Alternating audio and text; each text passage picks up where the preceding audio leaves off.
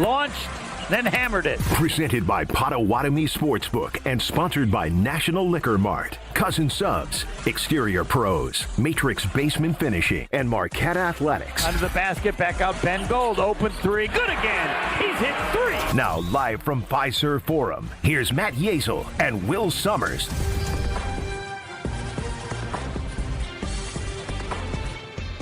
All right, Marquette Nation, it is time to flush the non-conference season away. Forget about it. It's a clean slate because the Big East season gets underway tonight here at Fiserv Forum. The Golden Eagles' first challenge in conference play is the Georgetown Hoyas coming in to downtown Milwaukee with a 7-3 record. Marquette 5-6, a losing non-conference season for the first time in quite some time. Matt Yezel with you here on the concourse at Fiserv Forum, joined in the studios in downtown Milwaukee by producer and co-host extraordinaire Will Summers. And while I do want to flush away the non-conference season, and that's kind of the theme of tonight in a game that I think Marquette has a good shot of winning tonight, and I think is really important to take advantage of the opportunity against this Georgetown squad. But Will, want to hit on the last two games at the end of non-conference play. Our last show was before the Wisconsin game, and since then, Marquette's taken two 20-point losses in games that we knew were going to be tough, but certainly had some higher hopes for that game in Madison in particular, with the rivalry and with the Badger team that you knew was going to be tough offensively, but had some vulnerabilities, and Marquette was out of it pretty quickly early in that game and kind of just took the juice out of that potential rivalry upset. What did you learn overall about Marquette in that one and the last two games? Is there any big things that stick out to you as this Golden Eagles squad looks to turn the page and head into conference play? Yeah, I learned that we really missed the guy that won the NBA Cup last night. Shout out Tyler Kolek. Incredible performance for the New York Knicks. But absolutely. Yeah, kind of going off that, it's a new team. We're missing our past three best players and Cam Jones, Stevie Mitchell, David Joplin, and I think we all knew that the team was going to look a lot different this year with guys stepping into new roles. Chase Ross taking on that sort of leading scorer, your number one option, and then obviously some freshmen filling in who have never been in that position before.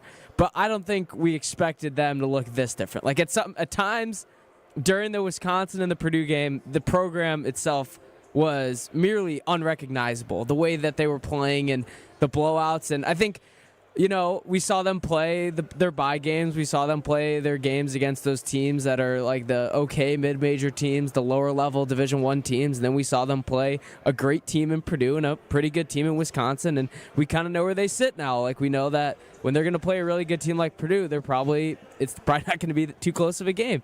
When they play an okay team like Wisconsin, it's still probably not going to be that great of a game, but you never know. But I think we kind of just know where they stand a little bit more now, and it's, I'm just a little disappointed, to be honest. I just thought they wouldn't look this bad this early in the season.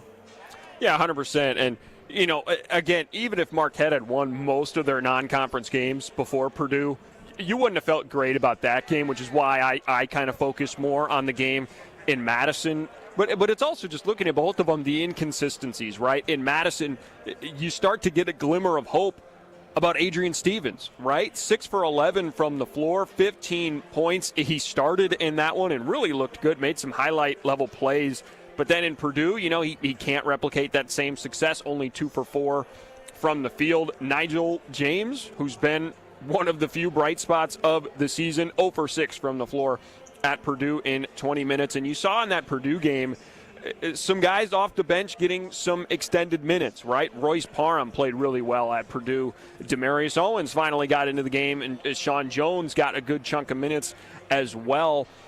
Who are you looking at, Will, in terms of guys maybe off the bench who haven't gotten a ton of run early in this season? Is there anyone you're looking at to potentially get an opportunity to step up as you move into the Big East? I think as we move into Big East play today, I think there's going to be a change in the starting lineup, and I think it's got to be Royce Parham. He has been it's day and night between him and the other two bigs, I think, the past two games, between Ben Gold and Caden Hamilton. Whenever Royce Parham's in there, he's done something that this team really can't do overall, which is shoot the three. They're shooting 30% from three right now, which is like 275th or something among Division I teams, which is really bad. But he's been able to do that. Him and Michael Phillips, who's another guy who got some extended run. I think Michael Phillips has earned a little more playing time. He's their most reliable shooter in my eyes right now. And outside of even just the three-point shooting, Royce Parham has played, I think, really well inside. That was a really big problem that we saw against Purdue, is them just getting incredibly easy baskets down low. So I think he's been able to provide some physicality and especially just handling the ball and being able to move the ball around and spread out the offense. I think he just fits the scheme a lot better. So I don't think this is going to be, he's going to be a guy that is, we're saying he needs more minutes. I think he's going to get more minutes as Big East play comes around more. But yeah, Michael Phillips as well, just a guy that I think he's just so reliable from three, and that's just something that they need right now. You don't really have a guy who you can count on who's going to get an open shot and sink it every time. So I would look for those two guys to see a lot more tick here as Big East play gets rolling around. Yeah, 100%. I think the bigs is certainly a position where you're looking at where you need some more, right? I think Royce over a Caden Hamilton per se, you're definitely getting more on the offensive side, maybe losing some on the defensive side. So it'll be interesting to see how Shaka Smart plays that out. I certainly think you could see more playing time from Joshua Clark as well. Haven't seen a ton of him yet, but 7'1", 235 pounds. Yeah. He's going to get the opportunity to show what he can do. He's very raw, low. But plays above the rim very well. And that's something you can't replicate. You can't teach the height that he has and the length. So 100%. And you know what? Like, in some ways, it's an exciting opportunity for some of these guys who maybe didn't expect to get a ton of minutes this season, but now suddenly have an opportunity to do so because, again, it's a clean slate with conference play, but at the same time, the season hasn't gone well, and if it keeps not going well, it's going to turn into auditions for next year's starting lineup, and the opportunity's out there for a lot of guys, especially with Ross and Gold going out the door. All right, no more harping on the non-conference season. We want to preview this Big East slate and the Big East Conference. The outside media noise is saying conference isn't looking too great this year. Are we buying into that? Are we not? We're going to do a full deep dive of the conference. Coming up after this is Marquette College Game Day on your home of the Golden Eagles, 94.5 ESPN Milwaukee. More Golden Eagles hoops talk coming up on Marquette College Game Day. 94.5 ESPN is the home of Marquette basketball. At Marquette University, it's all about finishing strong, just like Matrix Basement Finishing. From first tip to final buzzer, Marquette plays with purpose and passion and precision values shared by the Matrix teams in every lower-level transformation they complete. Hey, it's Greg Matzik, and as someone currently having my own basement finished by Matrix, I can tell you firsthand they truly live up to their name. Whether you're cheering from the stands or relaxing in your newly finished basement, remember the best teams and the best homes always finish strong. Welcome to Jackpot Land, this fall at Potawatomi Casino Hotel. Play your favorite games with your Potawatomi Rewards card all fall to win your share of thousands in prizes each month and earn entries into the big December Jackpot Land prize drawings. Your October, November, and December entries all count. Win thousands in cash or reward play. Welcome to Jackpot Land, only at Potawatomi. More info online. Must be 21 and a rewards member to play. National Liquor Mart is packed with deals to get you through the winter. During basketball season, remember to stop by National Liquor for all your Marquette pre- and post-game needs. If you're hosting a party and want to impress your guests, stop in to National Liquor where the varieties are endless. They have the cleanest store and the coldest beer. National Liquor Mart, where your satisfaction is their plan of action. National Liquor, open 9 a.m. to 9 p.m. daily on the corner of 16th and National. There's a holiday gift out there that everyone loves. It's compact, tasty, and one size fits all. It's a Cousin Subs gift card. Make your life a little easier. Give your friends and family a better gift this holiday season. Purchase $30 in gift cards today at your favorite Cousin Subs location and receive a certificate for a free 7.5-inch sub. Oh man, that's the gift that keeps on giving. Cousin Subs. We believe in better. Skip the usual winter gifts, the sweater, the candle, the quick gift card. This year, upgrade it. The Jewelry Center is giving one lucky listener a $2,000 gift certificate so you can trade in That's nice for, oh my gosh, this is amazing. With 4 convenient Southeast Wisconsin locations, the Jewelry Center has something unforgettable for someone special. Or even for you. Enter now at goodcoverbrands.com/Wisconsin contests. No purchase necessary. Contest ends December 23rd. Full rules online.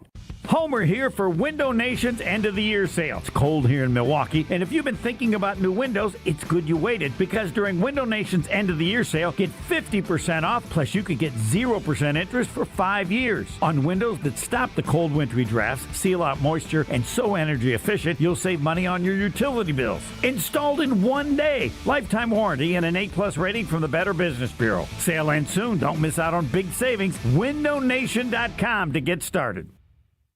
This is Marquette College Game Day, presented by Potawatomi Sportsbook and sponsored by National Liquor Mart, Cousin Subs, Exterior Pros, and Matrix Basement Finishing on the home of Marquette basketball, 94.5 ESPN.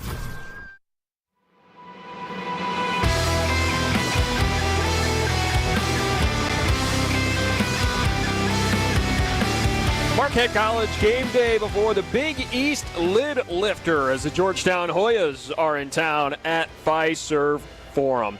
Marquette basketball knows how to finish strong, and so does Matrix Basement Finishing. Turn your lower level into a space you'll love with craftsmanship that delivers the win every time. Matrix Basement Finishing, proud partner of Marquette Athletics. Learn more at matrixbasements.com. Matt Yazel, Will Summers, with you here before this conference opener. Georgetown 7-3, Marquette 5-6. So if you've only been watching Marquette this season, haven't looked around the Big East, let's take a look around and look at the preseason expectations, if teams are living up to that or not. You certainly look right at the top, Will, and UConn. I watched most of their game last night against Butler, their conference opener, and Butler, I think, a team that people are kind of sleeping on and was picked to finish second to last. I think they'll do better than that. But UConn looks like a national title contender once again, and they absolutely ran through a gauntlet in the non-conference. What do you think the chances are that they might go undefeated through the Big East this year? The fact that the rest of the conference is very weird right now. Like, looking at it, the preseason. Weird's a good way to put it. The preseason and the current standings are mind-boggling. I just got to run through this. So, in the preseason, Creighton, Providence, and Marquette were 3, 4, and 5. And right now, those are the last 3 teams in the conference, where Seton Hall and Butler were the last 2, and they're 3rd and 4th right now. So, I mean, I could see them going undefeated, because it's like those teams that were supposed to be good aren't that good, and then in turn everyone else in the conference moves up, and like you said, they do that gauntlet of a preseason. I mean, Dan Hurley, the other day, he's like, I don't want to play bye games anymore. Like, I just want to do away with them and play all competitive non-conference games. So I don't know. I don't know the last time it happened, or if it's ever happened that a team's gone undefeated in Big East play, but I could see it happening this year with the test that they had preseason compared to what they'll face in the Big East this year.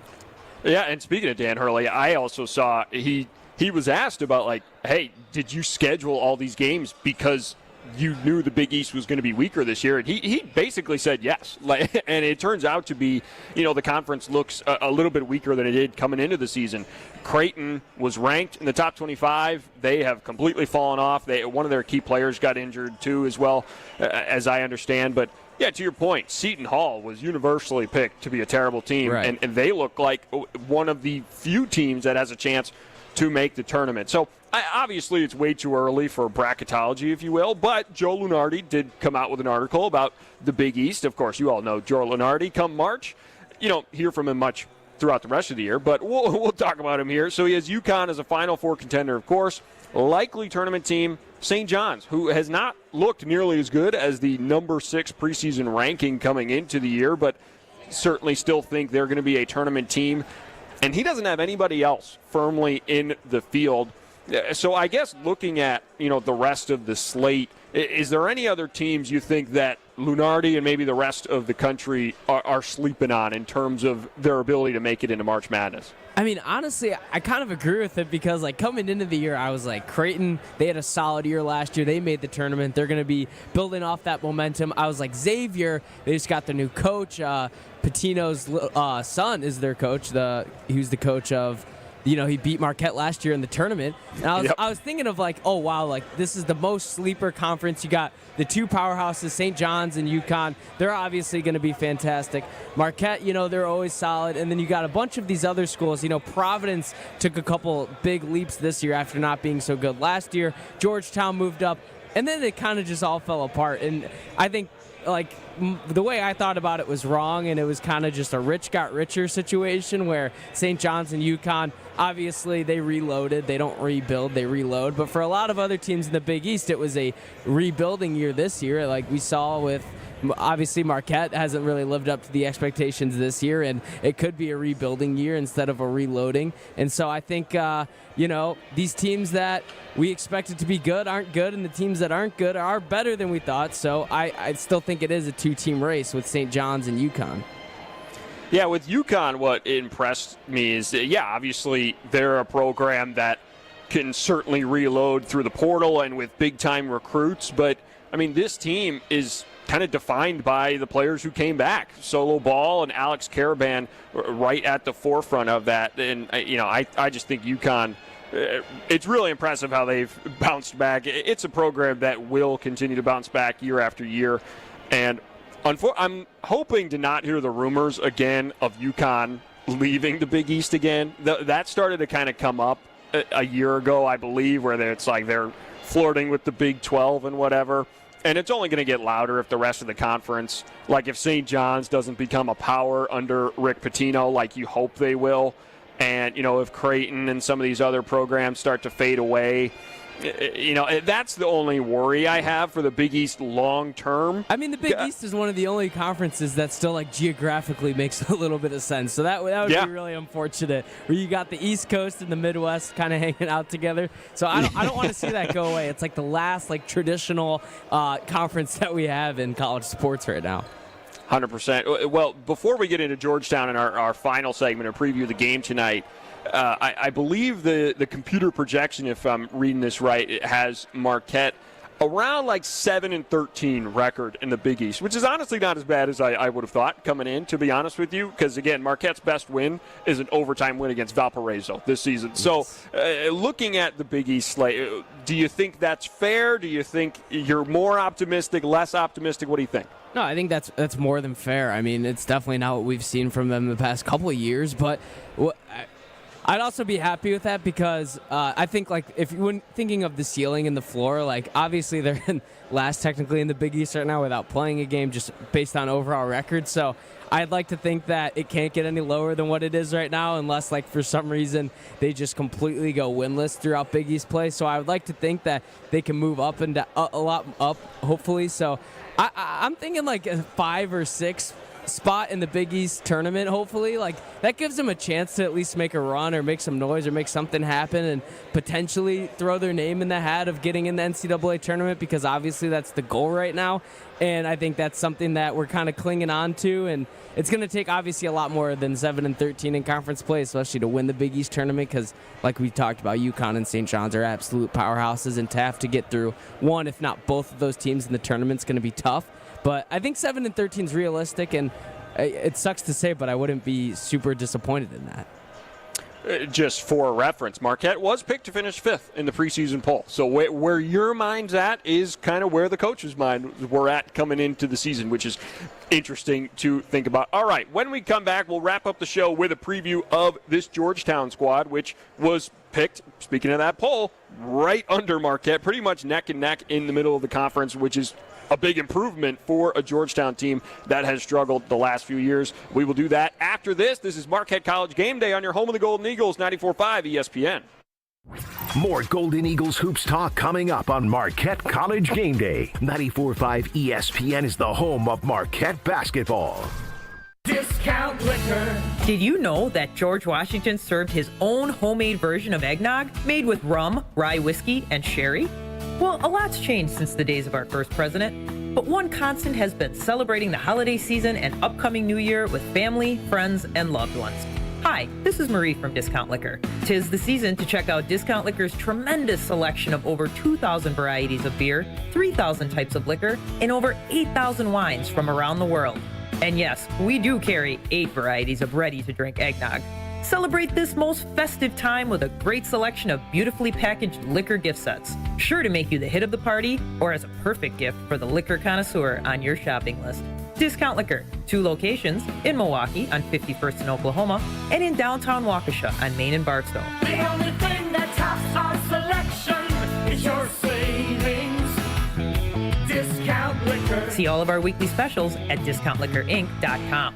This season, the Bucks are going for it all. A game winner for the Greek Freak. Go inside the team's pursuit of a championship on Locked In, the new season of the Behind the Bucks podcast, narrated by Bucks legend Marcus Johnson. Hear from the team stars on why they think they can make history. It's all on Behind the Bucks on the Bucks Plus audio network. Behind the Bucks is presented by Gallagher, your trusted insurance broker and HR and benefits consultant. Available now on bucks.com/plus, the Bucks app, the new ESPN Wisconsin app, and wherever you get podcasts. When storms hit or accidents happen, it's not just about property, it's about people. I'm Mandy Grimal-Lococo with Grimal & Associates Insurance. We help families bundle home, auto, and life coverage so you're never facing life's what-ifs alone. With the heavy rains we've seen in Milwaukee, we'll review your policy to be sure water backup, sump pump failures, and flood risks don't drain your wallet. Your home is more than walls and a roof, it's where life happens. At Grimal & Associates Insurance in Shorewood, we're here to protect your home, your family, and your peace of mind. Call us today at 414-332-0838. When winter hits Wisconsin hard, Safe Plow hits back. Founded by 2 locals who know winter inside and out, Safe Plow delivers no-tolerance snow removal, meaning they're on it before, during, and after every storm for hospitals, retail centers, and all businesses that can't afford downtime. From small driveways to massive parking lots, Safe Plow's dedicated team keeps your property clear, safe, and accessible, prioritizing handicap ramps and disabled parking every time. At Safe Plow, they handle the blizzard, you handle your business. Serving Madison, Milwaukee, and all of southeastern Wisconsin. Book now at safeplow.com. This season, give gifts that are always a win. Island Resort and Casino gift cards, gaming and dining, poolside fun, and overnight stays. Gift cards unlock endless island adventures, like championship golf rounds on Sweetgrass and Sage Run, a blissful escape to the Drift Spa, and an unforgettable evening in the Island Showroom. To buy Island Resort and Casino gift cards, stop by the Island Club or call 877-ISL-SHOW now.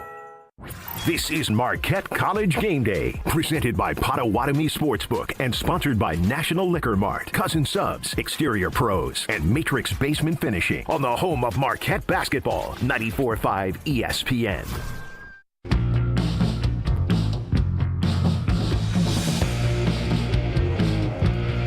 Wrapping things up here on Marquette College Game Day here on the concourse of Fiserv Forum. The Georgetown Hoyas come to town to kick off Big East Conference play. Both teams coming into tonight looking to get the clean conference slate off to a good start after some tough losses in the non-con. Matt Yezo, Will Summers with you here, taking you up to the top of the hour where Gabe Neitzel will take over with your network pregame coverage. Will, this Georgetown squad, again, they were neck and neck with Marquette, with the preseason expectations after a couple of rough years for Ed Cooley taking over the Georgetown program. And, they got off to a strong start. They took down Maryland on the road, a team Marquette obviously couldn't beat here in Milwaukee. They also picked up a win over Clemson, but, man, they have struggled since then. Losses to Dayton and Miami. They got smoked on the road at a good North Carolina team.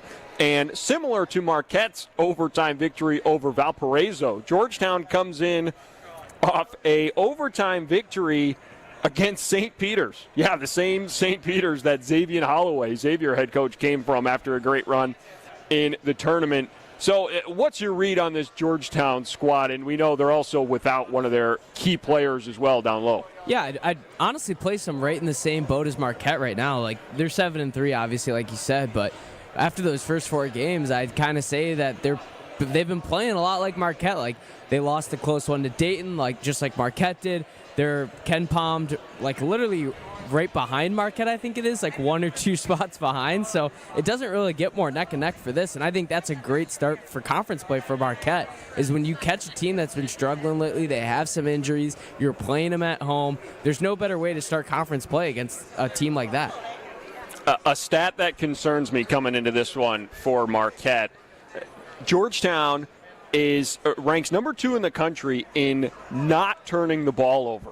just 12.5% of the time. Marquette, again, the offense has really just not looked clean for a lot of the season. They've scored a lot of points by creating turnovers on defense and, honestly, great free throw shooting, which is not something you could say about this Marquette team. So I think they're going to try to continue to use those strengths, but it's going to be interesting to see how that matches up with Georgetown tonight. Is there anyone you're looking at specifically to step up offensively tonight for Marquette? I've been loving the Adrian Stevens train. Like, ever since he had that posterizing dunk against Wisconsin, I have been all in on him. I think he's a great third or sometimes even second option to Chase Ross. Obviously, Chase Ross, a little bit of a tough game at Purdue. I was kind of shocked at times just checking the box score to see the complete stat line from all the players that he was a little bit on the lower scoring end. So I'm looking for him to get back on track, and I'm looking for Adrian Stevens to step into that second role. I think he kind of brings a lot to the table. He's got that sneaky athleticism, like I mentioned on the poster dunk that I was not ready for, honestly, against Wisconsin. And he's been pretty locked down shooting from the corner. So I'm looking for a big Chase Ross game and then Adrian Stevens to really supplement that scoring. Yeah, Chase Ross, third in the Big East coming into conference play, 18.6 points per game on the season. Certainly a huge bright spot and a guy that's going to need to be pretty great for Marquette to win a lot of games in this Big East Conference. All right, that wraps things up for us here on the Concourse of Fiserv Forum for Marquette College Game Day. Our thanks to Will for double dipping tonight, producing in the studio and co-hosting with me. Up next here on ESPN, Gabe Neitzel takes over for your network pregame coverage. This is a 7:30, a little bit late tip-off tonight here in Milwaukee. Homer and Tony, of course, on the call here from Fiserv Forum. Georgetown 7-3, Marquette looking to pull to 500 and get their conference slate off to a positive start. They come into this one at 5-6. So for Will Summers and all you Marquette fans tuning in tonight, I am Matt Yazel. Enjoy the game. Host an unforgettable outing and create special memories with your crew at a Milwaukee Bucks game. Groups of 10 or more can score ticket savings.